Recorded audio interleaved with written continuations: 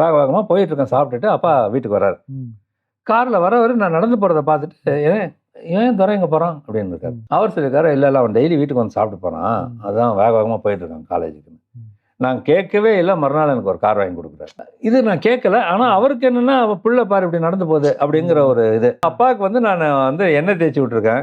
கால் அமுக்கி விட்டா அவருக்கு அப்படி பிடிக்கும். நம்ம அதாவது சொல்ல மாட்டார் கால் அமுக்குன்ட்டு. அவர் பெட்டில் அப்படியே படுத்துட்டு அப்படியே கால் அமுக்கி விட்டுட்டு ஓகேப்பா அப்படின்னு ஒன்று பெல் அமுக்குவார். தலைக்கிட்டே ஒரு இருக்கும். பெல் அமுக்குன்னா அந்த வசந்தம் வருவான். அவனுக்கு 2 ரூபா கூட.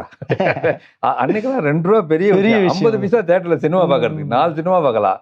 நாளைக்கு கம்போசிங்ப்பா. யாரா மியூசிக்கு? இளையராஜா. இளையராஜா யார் அது அப்படின்னாரு. அவருக்கு தெரியல. இல்லை அன்னைக்கிலாம் பெரிய ஹிட்டுப்பா. சரி சரி அப்படின்ட்டார். உள்ளே வந்தவர் இளையராஜா பார்த்தே ராஜாடா இவன் பாரு இளையராஜான்னு சொல்லிட்டு இருக்கான் நேற்றுலேருந்து அப்படின்னாரு.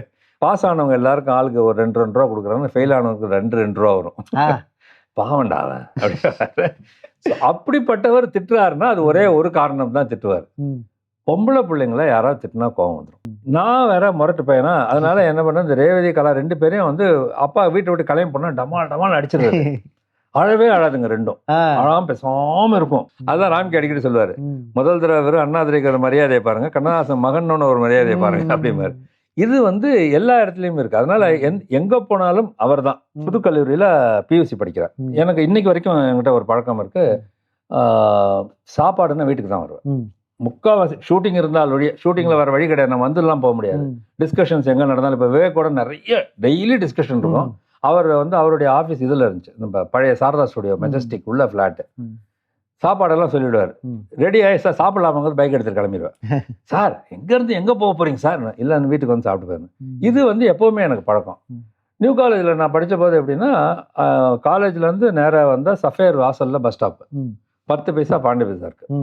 வீட்டுக்கு வந்து சாப்பிட்டு திருப்பி போய் பஸ் ஏறினேன்னா 15 பைசா ஆனந்த் தேட்டர். ஆனந்த் தேட்டரில் இறங்கி அப்படியே கிராஸ் பண்ணி உள்ளே போயிடுவேன். இப்போ ஒரு நாள் நான் வேகமாக போயிட்டு இருக்கேன் சாப்பிட்டுட்டு. அப்பா வீட்டுக்கு வர்றாரு. காரில் வரவர் நான் நடந்து போகிறத பார்த்துட்டு, ஏன் துரை இங்கே போகிறான் அப்படின்னு இருக்காரு. வண்டி ஓட்டுறது முத்துன்னு சொல்லி அப்பாவுடைய சொந்தக்காரர், ராமகண்ணப்பண்ணு அப்பாவுடைய அசிஸ்டண்ட்டோட அண்ணன். அவர் சொல்லியிருக்காரு, இல்லை அவன் டெய்லி வீட்டுக்கு வந்து சாப்பிட்டு போகிறான், அதுதான் வேகமாக போயிட்டு இருக்கான் காலேஜுக்கு. நான் கேட்கவே இல்லை. மறுநாள் எனக்கு ஒரு கார் வாங்கி கொடுக்குறாரு, ஒரு ஃபியட். மறுநாள் ஒரு கார் வாங்கி கொடுக்குறாரு. நான் மட்டும்தான் கார் ஓட்டுவேன் அப்போ வீட்டில். இது நான் கேட்கல. ஆனால் அவருக்கு என்னன்னா, அவள் பிள்ளை பாரு இப்படி நடந்து போகுது அப்படிங்கிற ஒரு இது.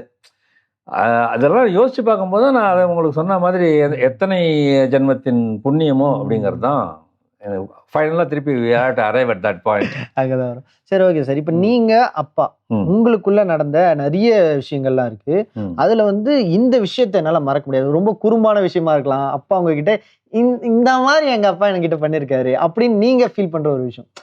இப்போ எல்லா அப்பாவும் அவங்க பசங்க கிட்ட கொஞ்சம் காமெடியா நடந்துப்பாரு, கொஞ்சம் இப்படி கிள்ளி விட்டு சைலண்டா இப்படி திரும்பி உட்காந்து நின்றுப்பாரு.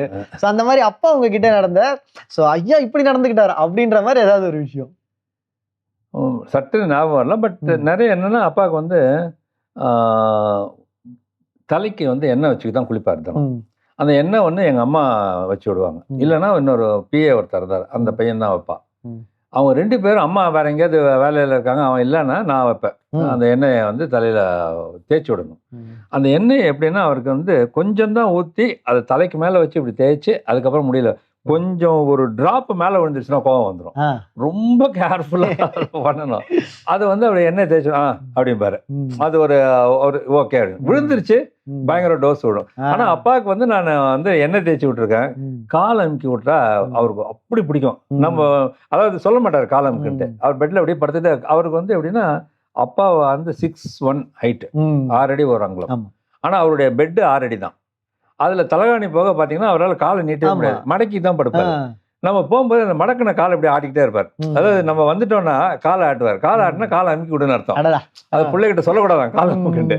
சும்மா வச்சு காலை ஆட்டுவார். சரி தெரியும். அப்படி காலை அமுக்கி விட்டுட்டு ஓகேப்பா அப்படின்னு ஒன்று பெல் அமுக்குவார். தலைக்கிட்டே ஒரு இருக்கும். பெல் அமுக்குன்னா அந்த வசந்தம் வருவான். அவனுக்கு 2 ரூபா கூட. அன்னைக்கெல்லாம் 2 ரூபா பெரிய 50 பைசா தேட்டரில் சினிமா பார்க்கறதுக்கு 4 சினிமா பார்க்கலாம். அப்படிதான் வந்து இது ரொம்ப, அதாவது என்ன சொல்றது, அதான் சொன்ன இந்த கார் வாங்கி கொடுத்த மாதிரி தான்.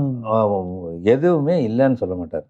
எனக்கு ரொம்ப ஆச்சரியமான ஒரு விஷயம் என்னன்னா, என்னுடைய ஸ்கூலில் ஒரு பிடி வாத்தியார் சுப்பிரமணியம்னு சொல்லிட்டு அவர் வந்து ஒரு நாள் அப்போல்லாம் மதுவிலக்கு அமுலில் இருந்த நேரம், அதனால ட்ரிங்க்ஸ் கிடைக்காது. யோ உங்கள் அப்பாட்ட சொல்கிறா எனக்கு கொஞ்சம் மருந்து வாங்கிட்டு வா அப்படின்னு. அவர் வந்து விஸ்கின்னு தான் சொன்னார், அப்பா வந்து மருந்துன்னு தான் சொல்லுவார். அதை சரி நான் அப்பாட்ட போய் பிடி வாத்தியார் மருந்து கேட்டார்.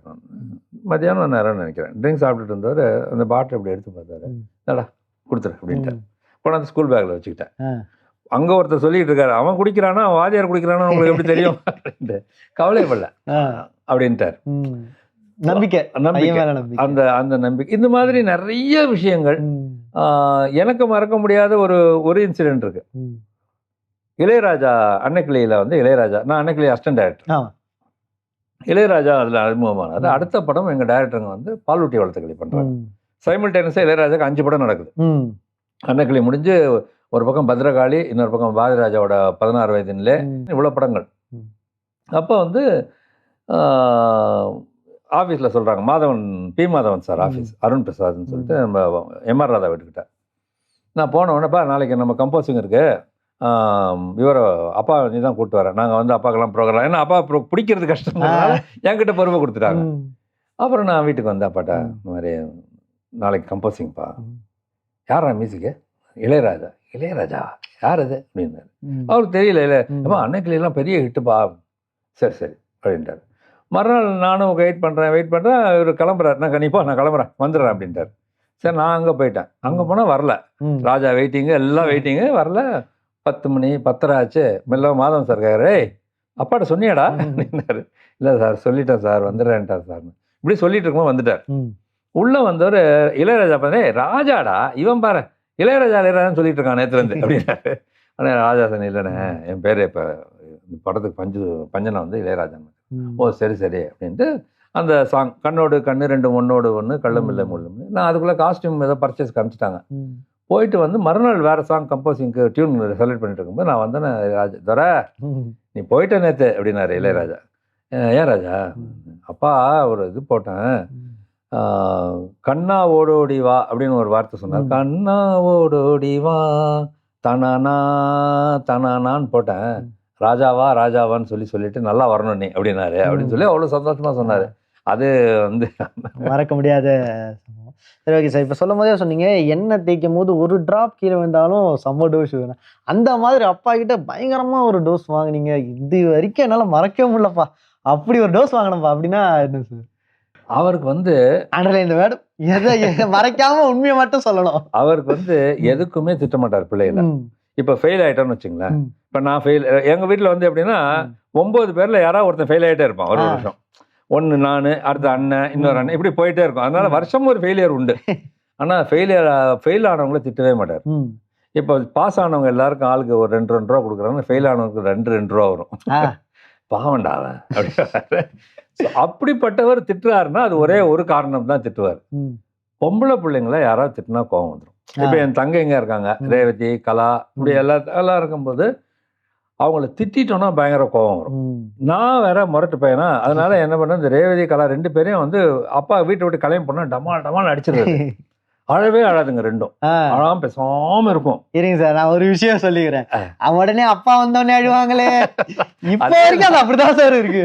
கரெக்டா அப்பா வந்து ரூம்குள்ள உட்கார்ந்தவொடனே இதுங்க 2 ஹால்ல ஆரம்பிக்கும், என்ன என்ன என்ன அப்படின்னு வருவார், தூரம் அழிச்சுட்டா அப்படின்னு. அப்ப திட்டுவார் பாருங்க, எல்லாத்தையும் வட்டியை முதல்ல சேர்த்து வச்சு திட்டுவார். அதுதான் அப்பா திட்டுறது. அடிக்கிறதுலாம் அடிக்கவே மாட்டார், அடிச்சதே கிடையாது, திட்டுதான். அதுவும் இந்த மாதிரி வந்தாதான். மற்றபடி உங்க பையன் அந்த ரோட்ல சிகரெட் பிடிச்சிட்டு இருக்கான்னு யாராவது சொல்லியிருக்காங்க, சிகரெட் பிடிக்கல, சிகரெட் பிடிச்சிட்டு இருக்கான்னு எங்க அப்பாட்ட சொல்லியிருக்காங்க. அப்படியா அப்படின்னு எங்க அம்மாட்ட சொல்லாரு, அதெல்லாம் கேட்காது அப்படின்ட்டு, கேட்காதேன்ட்டார். அதாவது என்னன்னா அவன் பிடிச்சா பிடிக்கிறான், நீ எதுக்கு அதை கேட்கறேன், பட் நான் சிகரெட் பிடிக்கல, அது வேற விஷயம். இருந்தாலும் அந்த மாதிரியான ஒரு கேரக்டர் அப்பா திட்டவே மாட்டார். இல்லைன்னா மற்ற வீட்டுல என்ன பையன் சிகரெட் பிடிக்கிறானாக்கா முதல்ல வீட்டுல நெருப்பெல்லாம் எடுத்து ரெடியா வச்சிருப்பாங்க, சூடு போடு வாயிலே அப்புறம் சிகரெட்டை நினைச்சு கூட பார்க்க கூடாது. Super sir. அதே மாதிரி இப்போ நம்ம வந்து இன்னவரோட பையன் இவரு அப்படின்னும் போது நிறைய விஷயங்கள் வந்து நமக்கு வந்து மரியாதைன்றது ரொம்ப முக்கியம்.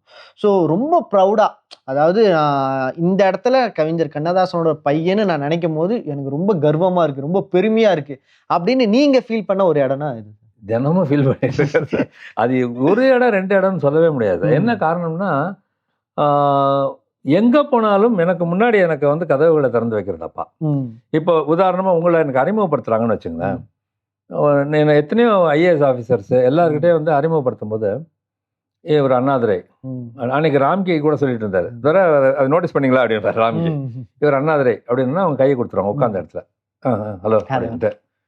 ரெண்டாவதா அவர் சொல்லுவார், இது கண்ணதாசன் சார் அப்படின்னா உட்காந்து எந்திரிச்சிருவாங்க, சார் ரொம்ப சந்தோஷம். அதுதான் ராம்கி அடிக்கடி சொல்லுவாரு, முதல் தடவை வெறும் அண்ணாதுரைக்கு ஒரு மரியாதையை பாருங்க, கண்ணதாசன் மகன் ஒரு மரியாதையை பாருங்க அப்படிம்பாரு. இது வந்து எல்லா இடத்துலையும் இருக்கு. அதனால எங்க போனாலும் அவர் தான் நமக்கு வந்து. இன்னொன்று, நம்ம வந்து யாருமே வந்து தவறான ஒரு இடத்துல போயிட்டு அப்பா பேரை சொல்ல போறதில்ல. இப்போ உதாரணமா போலீஸ்காரன்னு சொன்னதுக்கு அடி வாங்கியிருக்கேன் வீட்டில். அது என்ன போலீஸ்காரர்னு சொல்ல மாட்டியா, அவங்கள உன்னோட வயசுல பெரியவங்க தானே அப்படின்னு எங்க அம்மா அடிச்சிருக்காங்க. அந்த அப்படிதான் வளர்ந்தனுங்கிறதுனால அந்த எங்க போனாலும் அப்பாவுடைய பெயர் கெடாமல் இருக்கணும். அப்பா வந்து நமக்கு எல்லாத்தையும் திறந்து வைக்கிறாருங்கிறதுனால எல்லாமே எங்களுக்கு வந்து அந்த இதுதான். ஸ்பெஷல்னு எதுவுமே கிடையாது, எல்லாமே ஸ்பெஷல் அப்பா பொறுத்தவரை.